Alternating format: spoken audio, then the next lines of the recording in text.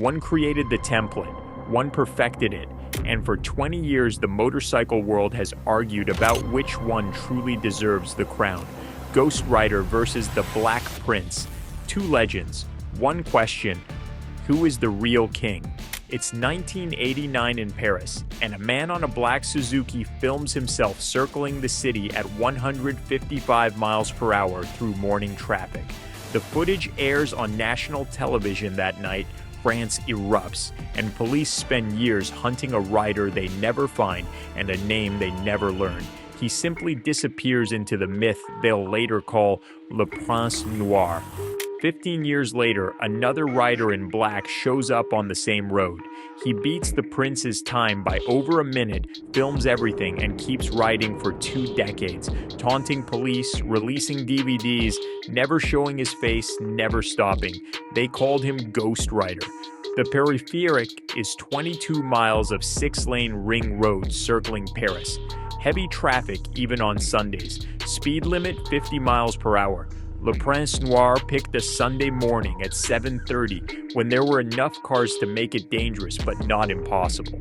The bike was a 1989 Suzuki GSXR 1100 with a stock engine producing about 130 horsepower. Minor modifications, exhaust system, maybe suspension work. Not a purpose-built racing machine. The 1989 GSXR 1100 had massive power for the era, but terrible handling. At 155 miles per hour through traffic, the bike would be wallowing and buffeting side to side, requiring constant correction. He was threading through Sunday morning traffic on a bike that was actively fighting him. The camera was primitive. Mounted on the fuel tank, pointed forward, no image stabilization. That footage became evidence when La 5 television aired it on September 29, 1989. The network claimed they were documenting a problem, not encouraging it. Nobody believed that. France's Broadcasting Council condemned La 5 publicly. Paris Match, Moto Journal, and Le Parisien all ran stories asking the same questions. Who is he? How did he do it? Police formed a task force, analyzed the footage frame by frame, tracked sales of black GSXR 1100s in Paris. They never found him. Some claim he was known only as Pascal, no confirmed identity. For 22 years, Le Prince Noir existed as 11 minutes of footage and endless speculation. He became a symbol, proving you could challenge the system, document it, broadcast it to millions, and still disappear. The impact went beyond France. Motorcycle clubs across Europe watched bootleg copies of the footage. Young riders memorized every corner, every traffic dodge, every moment where the bike flickered between lanes at triple the speed limit. The tape became underground currency. If you had a copy, you had status. The grainy footage inspired a generation of street racers who saw what was possible when skill met absolute commitment. But none of them understood what made it work. They copied the riding, they didn't copy the silence. In 2011, Bruno Pasqualaggi stepped forward, president of the Moto Club des Pots in France. He claimed to be Le Prince Noir, said he'd done the run, and walked away after the statute of limitations expired. The motorcycle community split. Forums erupted with debates analyzing Pasqualaggi's riding style against the footage, comparing physical features. No consensus emerged. We can verify the run happened and the footage is real. We cannot definitively verify who did it. Le Prince Noir created a template. Film from the rider's perspective, choose your moment, execute once at maximum intensity, disappear before consequences arrive. That template influenced everyone who came after, including a Swedish mechanic who was watching.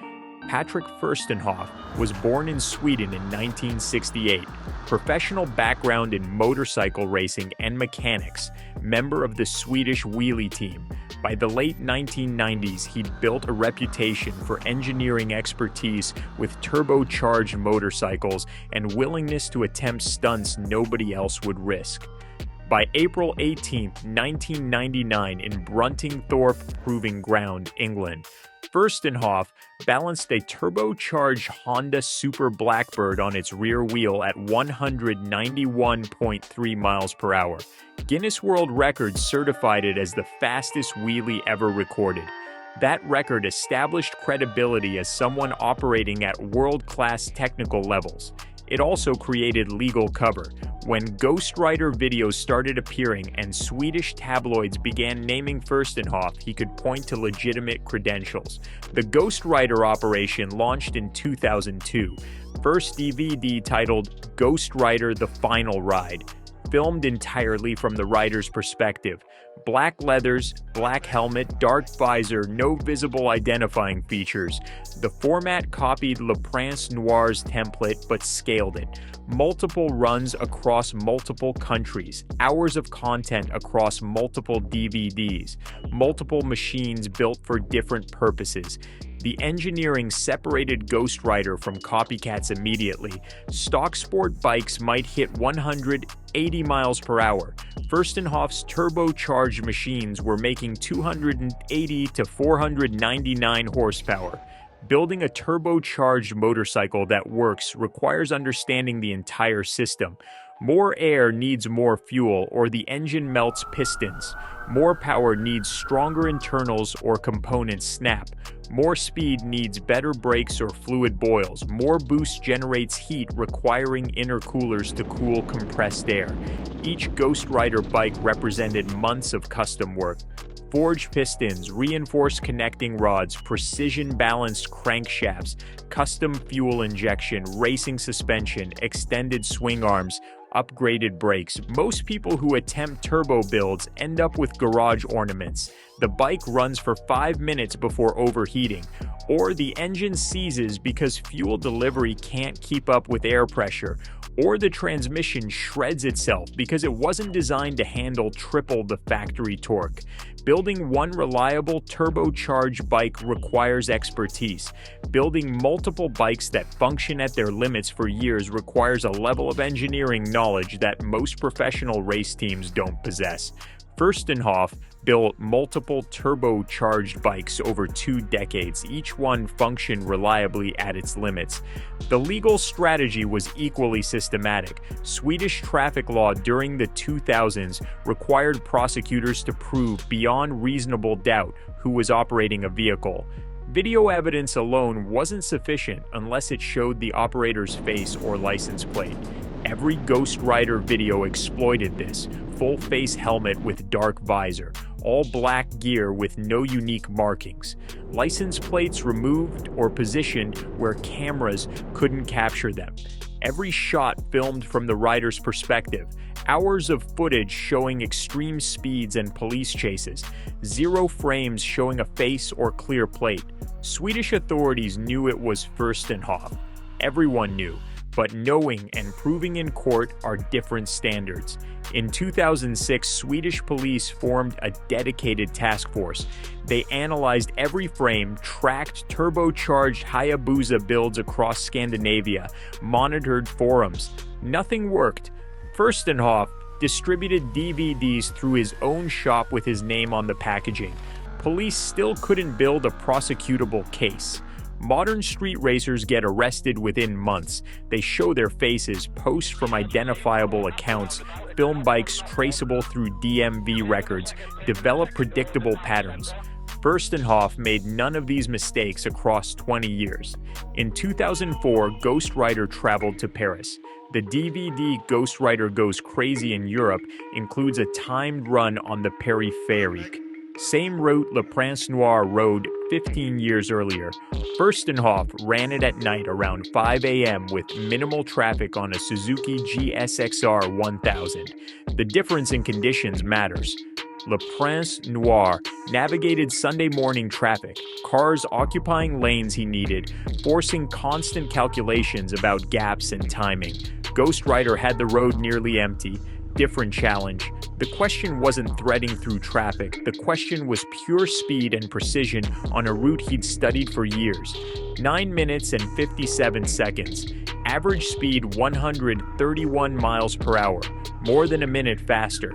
In a 2006 interview with Dutch motorcycle magazine Moto 73, Ghost Rider said he'd heard rumors Prince Noir was deceased but could confirm Pascal was alive and had resolved his legal issues. That statement reveals the philosophy difference. Prince Noir's run was singular, one perfect moment. Ghost Rider's Paris run was tribute and comparison. Acknowledgement of a predecessor while demonstrating evolution. The motorcycle community respects both for different reasons. Prince Noir represents the purity of the one-shot legend. Do it once, make it count, disappear. Ghost Rider represents systematic execution over time. Do it repeatedly, prove the first time wasn't luck, evolve as conditions change. Prince Noir faced immediate criminal exposure. The run aired on national television. His footage became evidence. Police launched an active investigation. The statute of limitations was 20 years. He couldn't relax until 2009, but he had singular focus working in his favor. One run, one piece of evidence. Police had to identify him from 11 minutes of footage. No pattern of behavior to track, just one run and 22 years of silence. The strategy worked. Wait for statute of limitations. Reveal identity when prosecution is impossible. Ghost Rider faced different risks. Swedish law required definitive identification, which his filming strategy prevented. But he created ongoing exposure. Every new DVD was additional evidence. Every new run was another opportunity for mistakes. Different discipline. Prince Noir needed absolute commitment to silence for 22 years. Ghost Rider needed absolute commitment to operational security across hundreds of hours of footage. Prince Noir bet everything on a single moment and 22 years of patience. Ghost Rider bet everything on building a system that could operate continuously. Prince Noir rode a bike anyone could buy with minimal modifications. The achievement was skill and nerve on equipment that wasn't purpose-built. Ghost Rider built bikes that shouldn't exist outside factory racing teams. 499 horsepower turbocharged Hayabusas that could run for hours without catastrophic failure. Prince Noir's 1989 video was primitive. Single camera, no editing, raw documentation. Ghost Rider's DVDs were produced, multiple camera angles, editing for pacing, music soundtracks. In 2011, Bruno Pasqualaggi revealed himself as Prince Noir.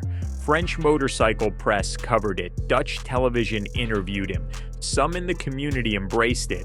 Finally, answers. Others rejected it. They pointed to inconsistencies, questioned his credentials, suggested he was claiming credit for someone else's achievement. The debate never resolved. That ambiguity might be the most perfect outcome. Prince Noir exists between confirmed fact and persistent myth.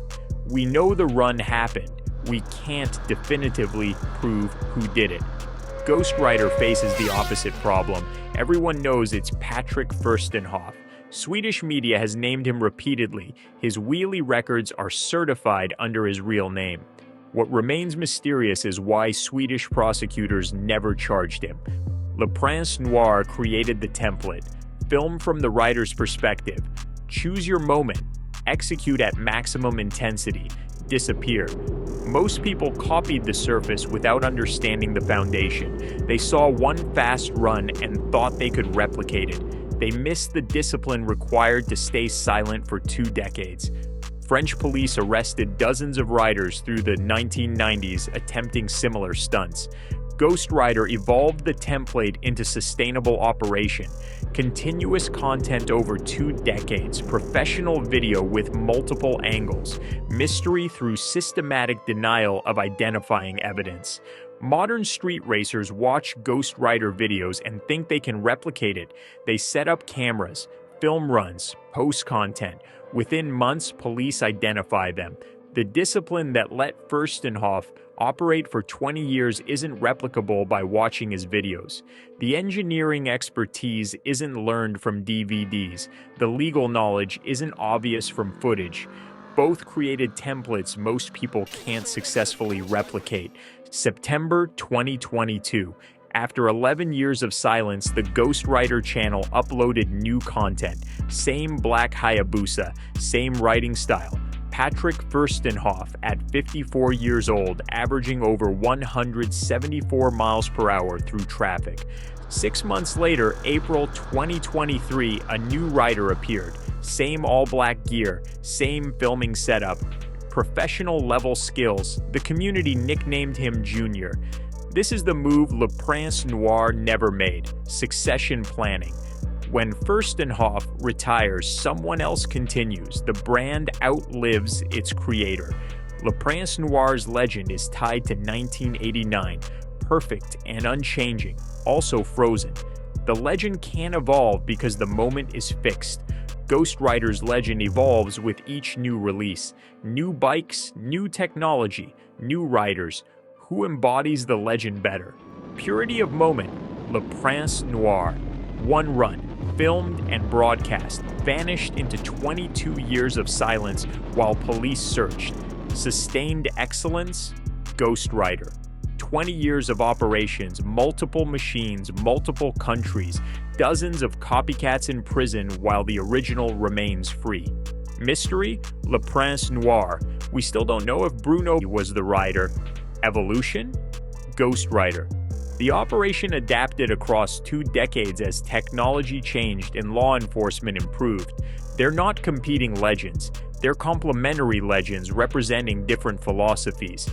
Prince Noir represents the romantic ideal, the phantom who appeared once and vanished into myth.